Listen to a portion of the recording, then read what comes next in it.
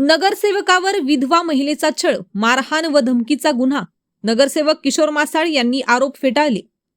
बारामतीत विधवा महिलेच्या असहाय्यता आणि ओळखीचा गैरफायदा घेत वेळोवेळी तिच्या घरात अनधिकृत प्रवेश करून शरीर सुखाची मागणी करणे, अंगाशी लगट करणे, धमक्या देणे, बदनामी करण्याची भीती दाखविणे, पाठलाग करणे आणि मारहाण करणे प्रकरणी बारामती नगर परिषदेचे नगरसेवक किशोर मासाळ यांच्या विरोधात बारामती तालुका पोलीस ठाण्यात गुन्हा दाखल करण्यात आला आहे. या प्रकरणी एका 45 वर्षीय विधवा महिलेने फिर्याद दिली आहे.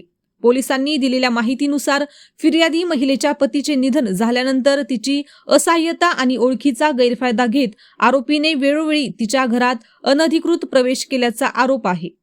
तसेच शरीर सुखाची मागणी करणे, अंगाशी लगट करणे, धमक्या देणे, बदनामी करण्याची भीती दाखविणे, पाठलाग करणे आणि मारहाण करणे असे गंभीर आरोप फिर्यादीत करण्यात आले आहेत.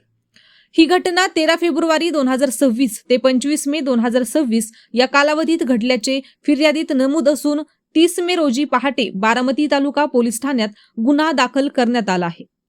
या प्रकरणाचा पुढील तपास पोलीस हवालदार सोनवणे करीत आहेत. किशोर मासाळ यांची भूमिका. या प्रकरणातील आरोपी तथा राष्ट्रवादी काँग्रेसचे नगरसेवक किशोर मासाळ यांनी आपल्यावरील सर्व आरोप फेटाळून लावले आहेत.